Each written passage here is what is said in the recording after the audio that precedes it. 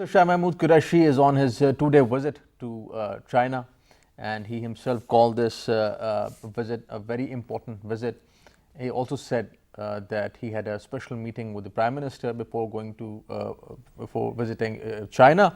A joint statement that was released by the Foreign Office, it quotes that the two sides exchanged views on COVID pandemic, bilateral relations and international and regional issues of mutual interest. This is very important. We'll be discussing about this, and reached consensus on collectively take measures to safeguard their common interests and promote peace, prosperity and development in the region.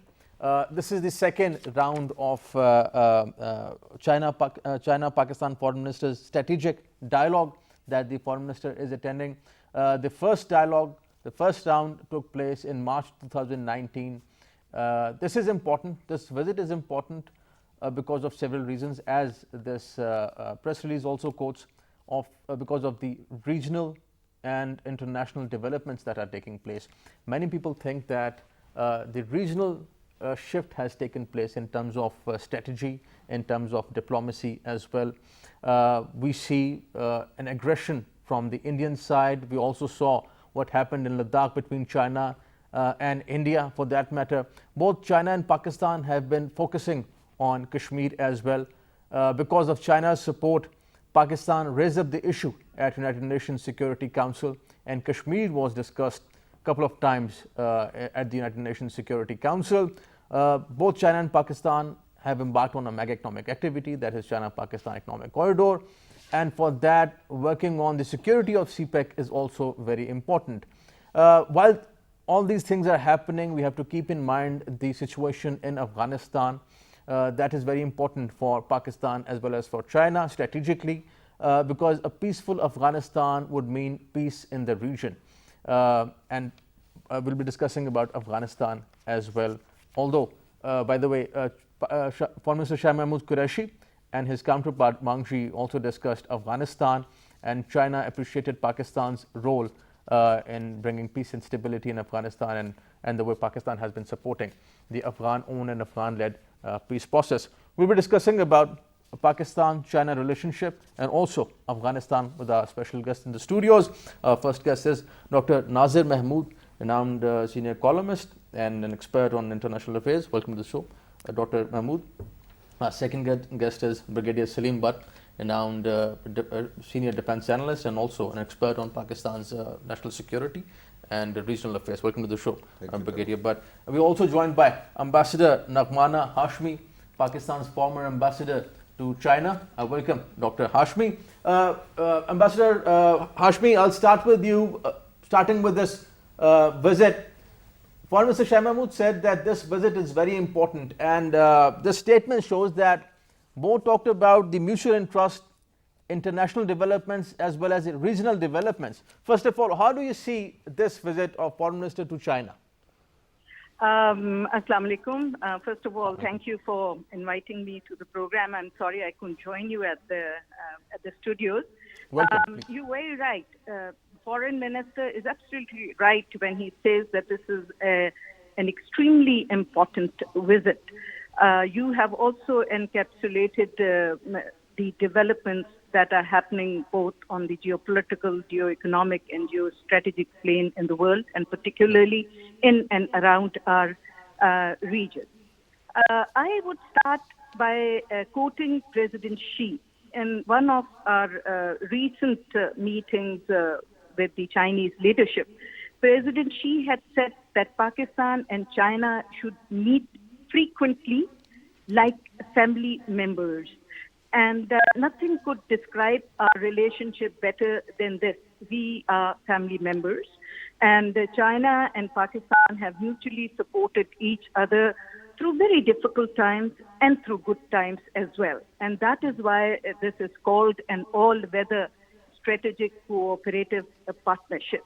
And if you look at the history of Pakistan-China relations, it is replete with examples of us supporting each other where our core national interests are concerned. Therefore, our relationship spans through all segments of our bilateral cooperation with China, and also our cooperation at the international fora. This is a relationship that is not restricted just to political relations or strategic or economic or commercial relations.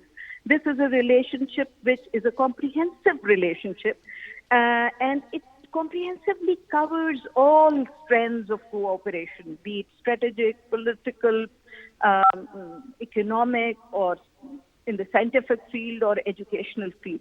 And because of the depth and strength of this relationship, we have a very well-established set of consultation mechanisms in which the strategic dialogue, which is held at the foreign ministers level, is a linchpin, because this is the level at which we comprehensively, in a very candid manner, discuss where the things are, where the status of various cooperation is, what are the new developments, how we need to adjust to the new developments, how do we need to have a common perspective for dealing with the new developments.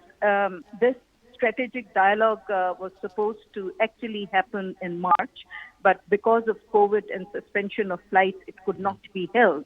So it is a very, very important time that this dialogue is being held in view of not only Pakistan-India relations, but Pakistan-China relations, China-US relations, and other developments. So I think it is a Ambassador Nagmana, please stay with us on phone call. Dr. Mahmood, as Ambassador Nagmana just mentioned, that both talked about the regional developments, and both also Pakistan and China, they assess the changes taking place in the region and internationally. How do you see the changes? For that matter, they talked about Kashmir, interestingly. They also talked about Pakistan supports China on the issue of Taiwan, Xinjiang, Tibet, and Hong Kong. That's what the press release says. How do you see the situation? Both countries keeping in mind each other's national interest and core interests. Well, as an independent observer, I was expecting some concrete outcome. Up until now, what the ambassador has said and what expectations were there, what expectations I am talking about. When our foreign minister Shamil Qureshi was leaving, he specifically underlined the significance. Extremely important. Now, when you call something extremely important, that means something extremely important is coming out of that. Up until now, what the ambassador also said, this is just the reiteration of what we have been hearing up until now. China support Pakistan on Kashmir. China is committed to CPEC. China wants, in the communique also, China mentioned that China wants all regional disputes to be resolved in the light of UN resolutions. That is also an old stance. Maybe there are some more details that will come out later on, but as I said, as an independent observer, I would say that up until now, it is just the simple reiteration of what has been happening up until now. What I was expecting that there would be something concrete in terms of the changing regional scenario. And when we talk about changing regional scenario, we don't only talk about Kashmir. I mean, recent developments we cannot overlook in the Middle East. Recognition of Israel by UAE is an important issue. When we talk about China and Pakistan's relationship with China, the timing is very important. Why timing is important? Because there must be some commitment from China that if situation further develops, China is always behind Pakistan. So that is something appreciable. But I would say that it is again reiteration of what has been happening. There is nothing very significant that has come out up until now. As an independent observer, I don't see anything significant. How do you see this? The situation that there is nothing, as Dr. Mahmood said, perhaps nothing new or significant for that matter. Do you see it that way? No, I'm not feeling it that way. I think the strategic importance of Pak-China relations cannot be overstated. We don't have to add any hyperbole to illustrate what does Pak-China relation in the current geostrategic environment, what do they mean? We got to remember that Pakistan-China relations are old, but they have become very significant ever since the flagship project of China-Pakistan economic corridor settled down in Pakistan. And that is a critical importance for the success of the Belt and Road Initiative, which is actually the biggest challenge to the capitalism. America is feeling unnerved along with its allies because of BRI, and BRI does not become a success until and unless CPEC realizes. Now, and that since is this is a strategic right. dialogue, So, do you think that an element of surprise is very important when it comes to strategy? And of course, they perhaps would not be making a lot of things public, you know, what goes on between the Prime Minister and his counterpart. Thank you. I was about to say the same what you just said, that strategic dialogue is not supposed to be done in the public domain. There are certain things that would be revealed to the public, the rest won't.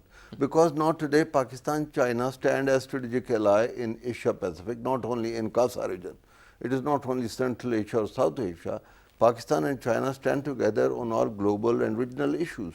Because when America, after 70 years, changed its strategic ally, replaced Pakistan with India, it was in the perspective of Asia Pacific, not only the South Asia. Right, so China has naturally allied with Pakistan, but along with that, there are 62 more countries which are part and parcel of Chinese initiative. Now, that is the initiative which is actually the biggest competition for America and allies. The capitalism, the domination of the dollar, and the American domination of the economic side, and side by side, the security side is being challenged by BRI, and that is where the importance of Pakistan emerges, because China needs Pakistan as much as Pakistan needs China, vis-a-vis India and vis-a-vis rest of the game that is taking place in this region. Coupled with that, see the development on the Iranian side, you know.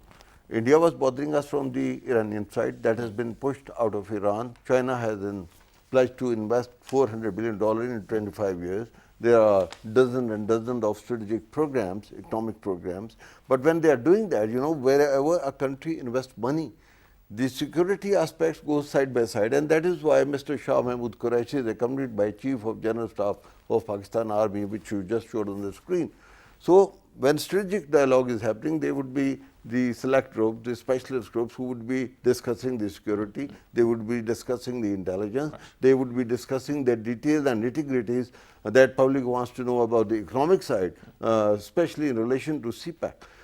Now, coming to the regional development, Middle East development, of course, it is now a hot topic in the media, social media, and the print and electronic media. But I am sure something has already been revealed in the media, but there are a lot of speculation, especially with respect to the Chief of Army going to Saudi Arabia and Shah Mahmood Qureshi going to China. So people try to link both the visit and outcome of both the visit. So it is for the government of Pakistan to tell to the public what is possible to tell to the public about both the visits. It is not for me or for anybody else to conjecture on that, because it's too critical an issue to really conjecture. So we should not speculate. We should wait for the details to come out. That's right. Ambassador Nagmana, Pakistan and China also talked about, both foreign ministers talked about Afghanistan, and China appreciated Pakistan's role in Afghanistan, and that both countries support Afghan-owned and Afghan-led peace process. How do you think that Pakistan and China are collaborating when it comes to Afghanistan? Because this is, of course, a major concern for Pakistan as well as for China. Like China, Pakistan is also a part of various dialogues and various mechanisms. And like Pakistan, China also wants to see an independent, sovereign, stable state in Afghanistan, because they also have their interests that need to be guarded, which will only be guarded because of a peaceful and stable Afghanistan. And therefore, our views converge with regard to the policy in Afghanistan. And China has always been very supportive and appreciative of Pakistan's constructive role in the peace process in Afghanistan. Even recently, you would have heard Foreign Minister and State Councillor Wang Ji's very strong statement appreciating the sacrifices that Pakistan has made and the very positive and active steps that Pakistan has taken with regard to peace in Afghanistan. And as I said, that we have several mechanisms where we sit with our Chinese counterparts and other states who are interested and who are party to the issues in Afghanistan to find a process that is suitable for the Afghan people, and to have a durable peace there, which is Afghan-owned and Afghan-led. And recently also we had a very exclusive and a very comprehensive dialogue with our Chinese friends on the peace process in Afghanistan. And as my colleague very rightly pointed out, that there are so many things in diplomacy and interstate relations that we conduct that cannot be conducted in media because their efficacy is lost. And here I would like to, for the benefit of your audience, say that as I had said in the beginning, that the strategic dialogue is the linchpin in our system or mechanism of consultations that we have with the Chinese. And it is the last level of the consultations that then feeds into the policy framework which the leaders decide. And as we are all aware that President Xi has promised to visit Pakistan, it has been delayed because of the COVID crisis. But we hope that the visit will happen sooner rather than later. So these visits and these consultations are all building up to that event. And also as regards the speculations that you mentioned, that first we went to Saudi and now we are coming to China, let me clarify that the two mechanisms for which the delegation led by the foreign minister is in China are scheduled delegations and scheduled mechanisms which were just being delayed because of COVID. And the fact that despite, Beijing airport is still closed, so people can't travel to Beijing. That is why this meeting has been held, breaking the protocol in another city of China. But because of the importance of this consultation, not only for our bilateral relations, but also for the immediate and extended neighborhood in particular, and for the region and wider region and the world in general, that they have made special arrangements to meet up with our leadership. So I think linking it with other things is not, it's pure speculation. And the timing of this visit, I would again say, is extremely important and very, very significant. And you will see that long-term strategic view of the relationship will emerge from these consultations and leading up to President Xi's visit. China is also aware, and Pakistan is also aware, that we are again at a very critical junction in history, where the entire geostrategic and geopolitical landscape is changing, and the jigsaw puzzle is very complicated. So the pieces of this jigsaw puzzle have to be very carefully and in a very calm manner put together. So people need to understand that a lot of decisions cannot be announced prematurely. Right. Ambassador Nagmana, thank you for joining us. Thank you for your time. Thank you very much. Right. Dr. Mahmood, there's of course diplomacy is important, but there are a lot of things, as Brigadier Bhatt just mentioned, and Mr. Nagmana, that they cannot be discussed in the public domain. But of course, it is important for the public to know what has been going on over there in this visit. But talking about the strategic dialogue, the strategic dimensions of this visit, Recent developments regarding Ladakh, India for that matter, spoilers in Afghanistan, spoilers trying to affect, let's say, China-Pakistan economic corridor, that is very important. And as Ambassador Nagmana mentioned that President Xi might be visiting Pakistan soon. This visit that would be coming in the future and the challenges that are there, how do you see the situation? Well, in terms of Ladakh, I think China played a very smart move, and that was very good for Pakistan also, no doubt about that. In fact, India had to face humiliation there, and for Modi it was a very clear message that this kind of bullying that the BJP Hindu nationalist government has been doing. Now bullying Pakistan, bullying Nepal, bullying Bangladesh, the bullying was not only with Pakistan, it was all around the place. And I think the same bullying Modi government tried with China also. And double game with Sri Lanka for that matter. And with Sri Lanka also. So I think this was a very tactical move. Modi tried to bully China also on the border, because if you look at the map, this Gulwan Valley, in that China had already built a highest landing ground also, and India was expecting that through that it can take some tactical advantage, but China has very successfully thwarted that attempt, and according to Indian own admission, 25 soldiers were killed. I mean, beaten to death, in fact, yes, because they were not allowed to. They are not allowed to carry firearms there, so they are only allowed to carry sticks. And then the sticks were later on found studded with nails or whatever. So 25 Indian soldiers were killed, and this was a major humiliation for India, and this was a major lesson also. So immediately India backed out, and they started saying that we want peace on the border, and then once peace was restored, then this Rafale plane came. But again, these Rafale planes are not going to help against China at all. In fact, against Pakistan also, because Pakistan also, no matter whatever you say, Pakistan is an atomic power. So it is not that easy to cross the border or bully Pakistan also. So, and as they say that it is not the dog in the fight, but the fight in the dog that yes, matters, Yes. So it's not about 5 yes. Rafales. It's about the courage that yes. is needed to fly and fight. So I look at this episode in Ladakh as a very tactical and successful move by China that was needed, and Modi had to be taught a lesson, and China taught that lesson, and it will stand in good stead for Pakistan also. So I look at it positively, very, very positively. Right.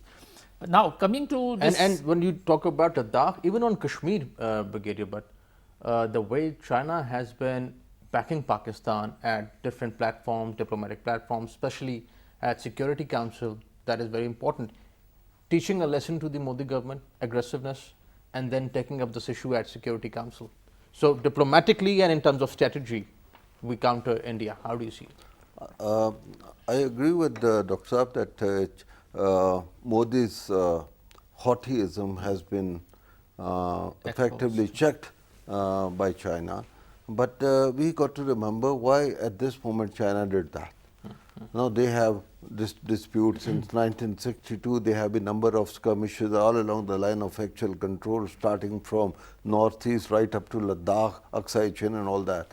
But why China did it now? It was directly in response to the threats by the Indian generals who were speaking Modi's language and laying claims on the northern part of Pakistan, talking of going to Skardu and Gilgit, and threatening China-Pakistan economic corridor, threatening Karakoram Pass. So that was the Chinese response. If you ever think of that, we could come down to Kashmir. And their spokesperson said that if you don't halt your overtures, we can come down right down to Kashmir and liberate it. So that is where China's stance is very strong in support of Pakistani's stance. So that is what is the real strategic friend it means, America never did it for Pakistan after so much sacrificing for 70 long years. But Chinese did it right at the moment when we needed it.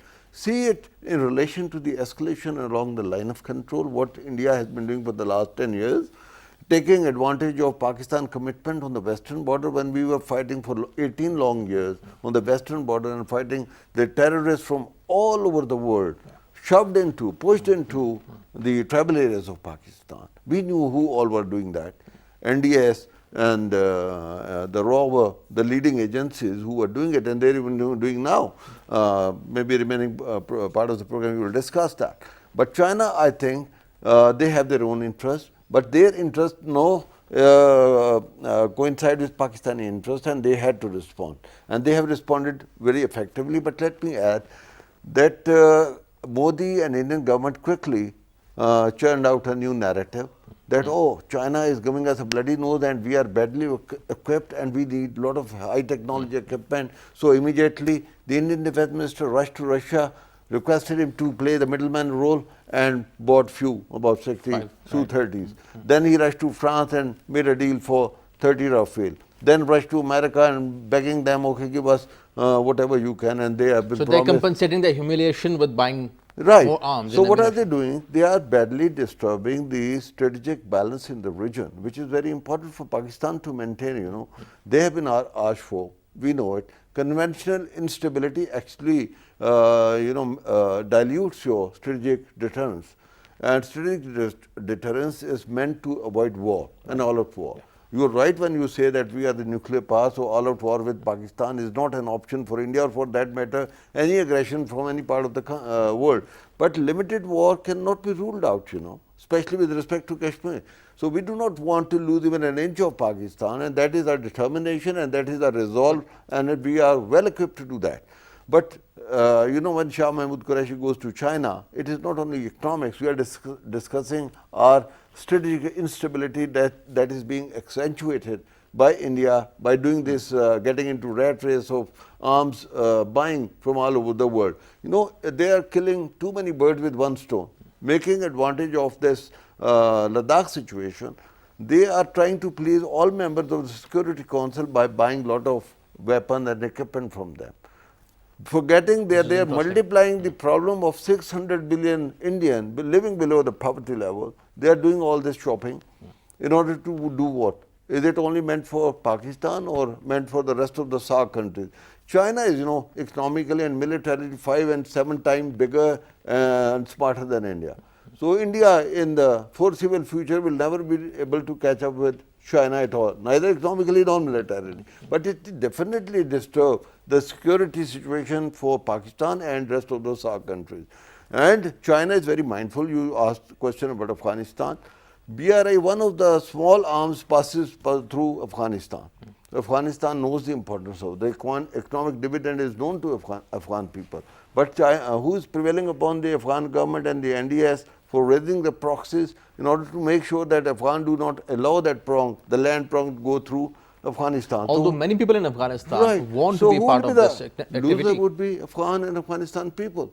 So earlier they come to terms with this and they stop proxies. I am sure America must have given some kind of assurance to Pakistan that they make sure when they go out, the Indians do not play a dirty role. But that is on the paper, that is in the diplomatic field. But on ground, for the last 20 years, America kept their eyes shut when India continued to launch proxies. And they have launched hundreds of proxies from there. And they are even doing now. Still they do, interestingly. Let's move on to our next topic, that is Afghanistan. Dr. Mahmood. Recent attacks that took place in Kabul and elsewhere in Afghanistan, interestingly, some of them were taken by the ISIS. ISIS accepted the attacks. And interestingly, some of the people in ISIS are Indian nationals. So Indian hand, RAW's footprint in Afghanistan is very evident and prominent for that matter. How do you see Afghanistan situation and security situation over there? The threat that emanates from Afghanistan for Pakistan? I am a bit worried about Afghanistan, especially after this merger of two splinter groups from Taliban, Jamaatul Ahrar and another Hizbul Ahrar. These two Ahrar groups led by Umar Khalid Khurasani and Umar Khurasani, they have joined hands and they have committed to the leader of TTP Pakistan. Now, this development and the attacks in Afghanistan by the Afghan Taliban, now the developing situation is not very good for the region, because previously also Taliban in Afghanistan and TTP Pakistan, initially they were joined together, but then TTP Pakistan was formed in 2007 And from 2007, this Baitullah Masood was the leader. Then in 2009, he was killed. Then Baitullah Masood became the leader. He was killed in 2014. And then this current leader, Nur Wali, Mufti Nur Wali is there. So all these developments make me worried that the situation might be turning from bad to worse. What is required here? Pakistan has been trying its best to, But don't you think that this timing of Jamaatul Ahrar and Hizbul Ahrar is very interesting? While the Taliban want to talk about peace with the Afghan government, Pakistan and other countries in the region want peace. Somehow Jamaatul Ahrar and Hizbul Ahrar, they come up and they announce their merger. Allegiance. They announced their allegiance, merger and allegiance to TTP, this Mullah Mufti Nur Wali. So this timing, you are very right. This timing and the officials is very are ominous. on record saying that TTP is supported by RAW, by NDS in India. That is also very interesting. The reports are there. Yes, the reports are there, and I think Brigadier Saab will be more, explaining that. But for the time being, as situation is developing, I don't see peace being restored very soon. The expectation was there that the intra-Afghan dialogue will be initiated. Ashraf Ghani government already released Afghan Taliban, and in hundreds, not one or two, in hundreds they have released. So there was some positive step, positive developments were there.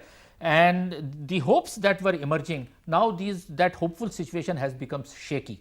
Yes. And this is very interesting, Brigadier Salim, talking about this release of the Taliban. We have been discussing this issue very frequently on our show. So there is this now talk about the 400 Taliban, most dangerous as Ashraf Ghani would call them. And there are many reports. Tulu News has been publishing a lot of material about these Taliban. President Ghani somehow doesn't seem to be still comfortable with the idea of releasing those Taliban. Although the lawyer Jirga approved the release, but some countries, European countries, most importantly France, does not want the Afghan government to release the dangerous Taliban. So how do you see this? Is this politics? What is going on in Afghanistan? It's, you remember we have done dozens of programs on this subject, and I would always say there are two big spoilers for Afghan peace process. One is Ashraf Ghani and his NDS, and second is Indian RAW. Both work hand in glove, and this was always on the wall, and they would continue to do that always, because that is their survival. India want to maintain that front open. They openly say that we would never cease to do that. We'll make Kashmir in Balochistan. Their ministers say that, their national security advisor said. So there is no secrecy attached with the intent and the doings of our foes. What is important is that Pakistan and China and Russia and Central Asian republics and now even Iran got to realize that you need to have a very strong mechanism for intelligence sharing in order to make sure that the economic initiative that China is undertaking as a leader in this region, because this regional connectivity is now ultimately becoming a global connectivity, and every country would be a beneficiary. And every country would be equally loser if it does not succeed. So Afghan got to realize that. Perhaps Taliban have realized this. The only person who is not realizing is Ashraf Ghani and his colleagues, because they want to stay in power, and they are forgetting that those who brought them into power, had they given them this task to do it, so that China is checkmated even in Afghanistan. So I would see some other hands also beside RAW and NDS, because they are not independent to operate. When I say that, I have my own reason and logic not to be made public. The bigger picture is that the contest is not between Afghanistan, India, or America or China. It is between America and China. So American allies will do whatever they can in order to make sure that Pakistan, Iran, Central Asian Republic, China, Russia do not become an economic and security bloc. So that is the bigger game. In order to do that, whatever you see is the operational level and the tactical level. So these tactical things are that some mercenary group and regroup with different names and brands, this is a tradition, it's a way of life of these tribal people. So somehow we would see ISIS coming in, and then TTP and Jamaatul Ahrar. These are pygmies that, when we have defeated all the global terrorist group as a whole, we have sacrificed 120 billion economic losses, 70,000 human losses and so many other losses. And at the cost of this, this nation has achieved this success led by Pakistan Armed Forces. So it's a very proud thing that we have.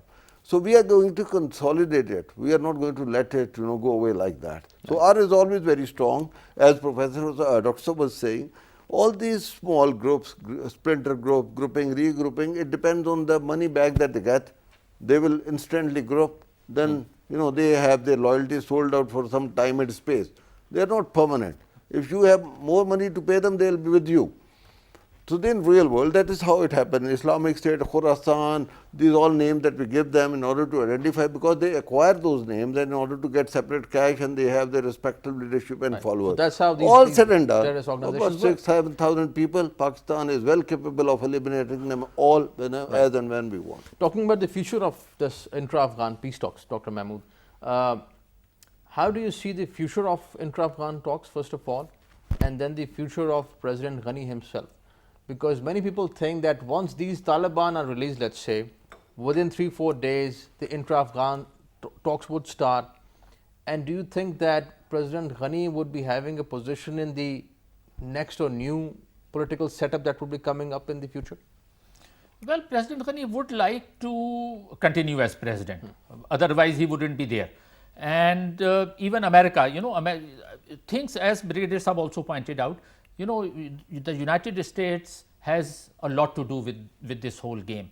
Though President Trump has been saying that we would like to withdraw, but I have a feeling that if, and America knows this, USA knows this, that if they withdraw, as he mentioned very rightly, that it will be very easy for China to expand BRI, which will be beneficial for everyone, for Central Asian republics, for Russia, for Pakistan, for Iran.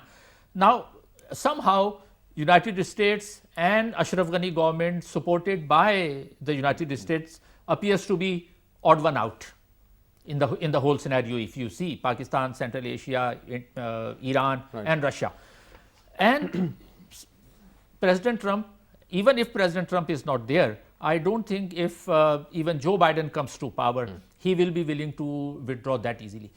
Now, unfortunately, we also do not have much choice, because what choices do we have? We have Ashraf Ghani versus the Taliban. Now, look at Taliban. We end up wishing that Taliban are able to share power, but Taliban's world outlook is also a medieval outlook. But interestingly, this is for the people of Afghanistan to decide, and they have decided that they would release the Taliban. So, if they release the Taliban, 400 Taliban, there is a new political setup, and that would be a mix of Taliban and other people. They would like to occupy. What will happen? What I foresee, that when all Taliban are released, they would like to occupy Kabul and establish their own government. They would not like to share power with Ashraf Ghani, and Ashraf Ghani, if he wants to stick to power somehow, that will not last for long. So if that happens, if Taliban take over Kabul and if they establish their government there. But it's not just about Ashraf Ghani, Brigadier, but it's also about other political factions, Dr. Abdullah for that matter. Right, I think absolutely right, because when we are looking at a political solution, it has to be all inclusive, and that was the basic premise 2 years ago when we were talking about all this to happen. Right. When we say all inclusive, it has to, in order to make sure that Afghanistan do not go back to civil war, it would be good for Afghanistan, Afghan people, that all those representatives, whether it's Ashraf Ghani party, is Abdullah, or is Northern Alliance, the Taliban, they are all there in respective proportion, whatever representation they have within Afghanistan. If it is a sort of coalition government, then it is upon them who is the head of the state and who is what and what not. But then remember, it's a tribal society. They have their own system of operation. They have their own custom and tradition which prevail upon the rest of the formats that we have in the West world or the civilized world, I would say. So whatever outcome has to come from those lower jirgas and from their own system. So nobody can impose upon them, and it is very good for the people of Afghanistan that the peace comes where all people are there on the table and they have their respective share of doing this. Only then I think, and that is what the quadrilateral group had been doing for 10 long years, where America, Afghanistan, Pakistan, China were there. This is very interesting that while President Ghani was reluctant in releasing the Taliban, Loya Jirga and the people of Afghanistan decided that Let them be released. Absolutely, because they wanted peace, and the only way peace could come is that all stakeholders, they sit on the table and they discuss the dispute. And remember, I have been dealing with this practically. The solution to any Afghan problem will come from the Afghan people. Nobody can import or export solution for them, and they have to find their own solution. What role do you think can the spoilers play when all of these things are going on? Do you think that they can diplomatically or in some way maneuver the internal politics of Afghanistan? They would continue to, the spoiler would continue to do what they had been doing for the last 20 years. We know all the details. They will try to continue to do that. But I think the Taliban, Ashraf Ghani, Hamid Karzai, Northern Alliance, everybody, they have also suffered.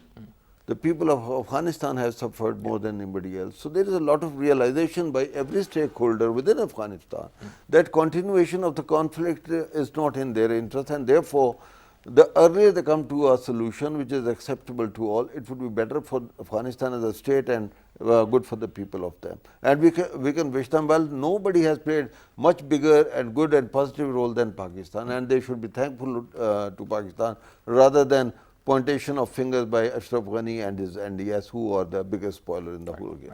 Gentlemen, thank you for joining us. Dr. Mahmood, thank you for your time. Thank you for joining us. Brigadier Bhatt, pleasure having you on the show. Thank you for it. That's all from today's dialogue. See you next time. Khuda.